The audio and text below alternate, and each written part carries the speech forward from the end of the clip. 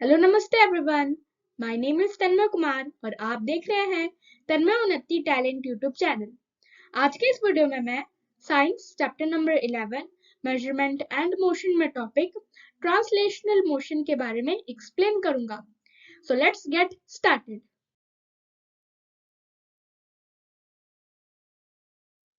This is our topic translational motion. Consider the motion of a car moving on a road. The position of the car changes continuously with time with respect to its surroundings. Moreover, during its journey, all parts of the car move equal distances in equal intervals of time. Such motion is called translational motion. Translational motion can be of two types, that is rectilinear motion and curvilinear motion. तो friends, अब हम translational motion को एक example के through समझेंगे। मान लीजिए आप कार चलाना जानते हैं और आपको अपने घर से मार्केट तक पहुंचना है बाय ट्रैवलिंग अ कार। तो जब आपकी कार रोड पर ट्रैवल कर रही होगी तो ऑफ कोर्स आपकी कार की पोजीशन चेंज हो रही है आपके टाइम और सराउंडिंग यानी कि इन्वायरमेंट के अनुसार में। जैसे कि जब आपकी कार घर पर पोजीशन थी तब आपका टाइम और सराउंडिंग अलग था, वहीं जब वो मार्केट तक पहुंची तब टाइम भी आगे हो गया और जो इन्वायरमेंट था वो भी बिल्कुल बदल गया। तो इससे हमें ये पता चला कि कार मोशन में थी, इट वॉजंट मोशन। और हमने ये भी नोटिस किया उसकी जर्नी में कि जब कार ट्रैवल कर रही थी मार्केट तक तो उसके जितने भी पार्ट्स थे, कार के जितने भी पार्ट्स थे, सारे पार्ट्स इक्वल डिस्टेंस ट्रैवल कर रहे थे इक्वल इंटरवल्स ऑफ टाइम में। जैसे कि फॉर एग्जांपल आपकी कार को 30 मिनट्स लगा मार्केट तक पहुंचने में, तो जितने भी कार की पार्ट्स थी, जैसे कि व्हील थी, व्हील को भी 30 मिनट्स लगा मार्केट तक पहुंचने में, और बाकी जितने भी पार्ट्स थे जैसे कि रूफ टॉप था, विंडो था, तो उन सबको भी 30 मिनट से लगे। अब ऐसा तो नहीं है कि व्हील 30 मिनट्स में ट्रैवल कर रही थी मार्केट तक तो वही रूफ टॉप की डिस्टेंस कुछ अलग थी और विंडो की स्पीड अलग थी, नहीं, सब इक्वल डिस्टेंस में ट्रैवल कर रहे थे इक्वल इंटरवल्स ऑफ टाइम में। और यहाँ तक कि जो पैसेंजर थे वो बैठे हुए थे वो भी इक्वल डिस्टेंस में ही ट्रैवल कर रहे थे in equal intervals of time. तो इसी मोशन को हम ट्रांसलेशनल मोशन कहते हैं। यहाँ पर हम ट्रांसलेशनल वर्ड से ही पता लगा सकते हैं इसका मीनिंग। ट्रांसलेशनल ट्रांसलेशनल फ्रेंड्स यानी कि ट्रांसलेशन ऑफ प्लेसेस, यहाँ पर लैंग्वेज का नहीं जगहों का ट्रांसलेशन हो रहा है। और जो ट्रांसलेशन वर्ड बना है वो बना है ट्रांस प्लस मोशन से, दैट इज ट्रांसलेशन। यानी कि जो मोशन है उसमें बदलाव आ रहे हैं, वन प्लेस से दूसरे प्लेस पर हम जा रहे हैं, उसको हम कहते हैं ट्रांसलेशनल। ओके फ्रेंड्स, और जो यहाँ पर ट्रांसलेशनल मोशन होता है उसको भी टू टाइप्स में डिवाइडेड किया गया है, that is rectilinear motion and curvilinear motion. तो चलिए अब इन दो मोशंस के बारे में अब हम देखते हैं। ट्रांसलेशनल मोशन का फर्स्ट टाइप है rectilinear motion. If the motion of an object is along a straight line, it is called rectilinear motion. In rectilinear motion, the direction of the motion of the object remains the same as it is moving along a straight path. For example, motion of a car on a straight road, motion of a stone falling down, and an athlete running on a straight track. तो friends, rectilinear motion को अब हम समझते हैं। वो motion जहां पर कोई सा भी पर्टिकुलर ऑब्जेक्ट या थिंग एक स्ट्रेट लाइन में ट्रैवल कर रहा है या फिर एक स्ट्रेट पाथ में मूव कर रहा है उसे हम कहते हैं रेक्टिलिनियर मोशन।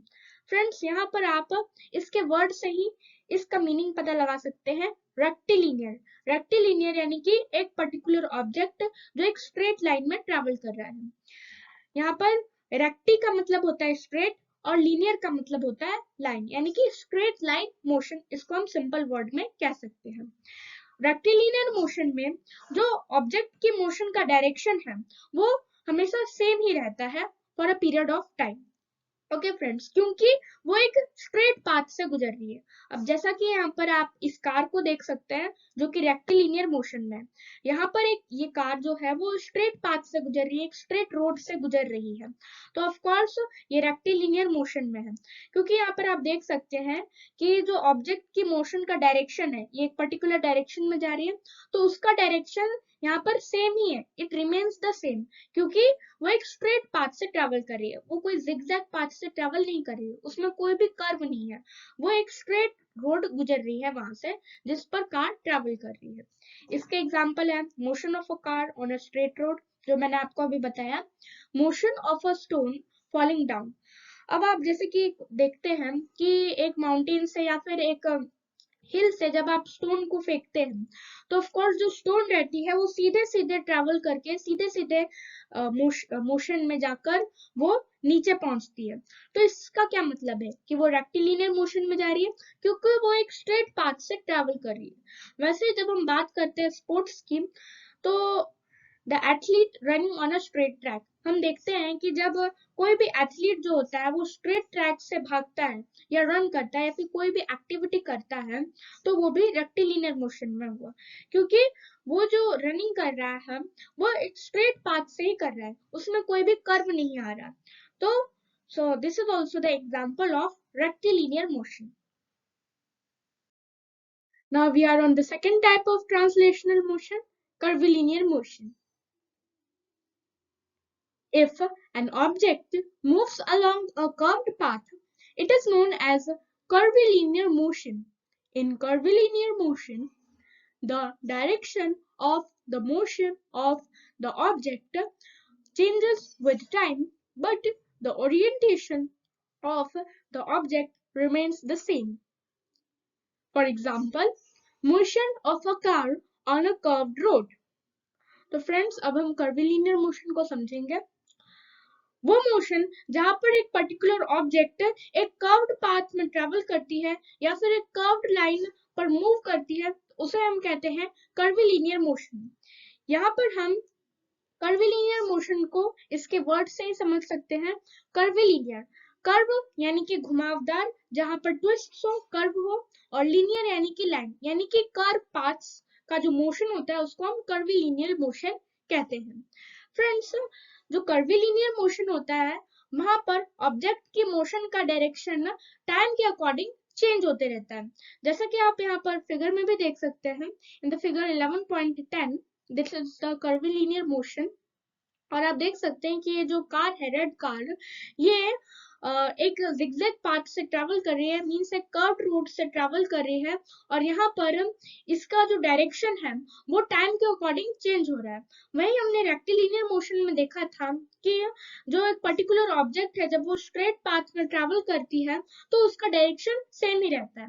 यहाँ पर कर्विलिनियर मोशन रेक्टिलिनियर मोशन का जस्ट अपोजिट है। यहाँ पर हम बात करते हैं कि जब कोई ऑब्जेक्ट कर्व पाथ से ट्रैवल कर रही है तो भले उसका डायरेक्शन चेंज हो रहा है लेकिन उसका ओरिएंटेशन सेम ही है। ओरिएंटेशन का मतलब होता है friends structure of an object, यानी कि उसका जो ऑब्जेक्ट है उसका स्ट्रक्चर सेम है। जैसे कि आप यहाँ पर देख सकते हैं कि जब कार वो टर्न हो रही है कर्व्ड पाथ से, जो घुमावदार जो रोड है उससे टर्न हो रही है, तो उसका स्ट्रक्चर नहीं बिगड़ रहा, मीन्स वो कार की कार ही है, उसके कोई भी पार्ट्स में अंतर नहीं आ रहे, तो मीन्स उसका ओरिएंटेशन सेम है, लेकिन कर्व्ड पाथ से ट्रैवल करते वक्त उसका डायरेक्शन चेंज हो रहा है, उसकी मोशन का जो डायरेक्शन है it is changing with the time. और इसका एग्जांपल जैसे कि मैंने बताया आपको, motion of a car on a curved road. So this is our curvilinear motion. So friends, this is our topic, the translational motion. I hope आप सभी को ये टॉपिक अच्छा लगा होगा। So मेरे वीडियो को प्लीज लाइक करें, शेयर करें, कमेंट करें, और चैनल पर नए हैं तो चैनल को सब्सक्राइब किए बिना ना जाए। मिलते हैं नेक्स्ट वीडियो में एक न्यू टॉपिक के साथ। Thank you and have a nice day ahead.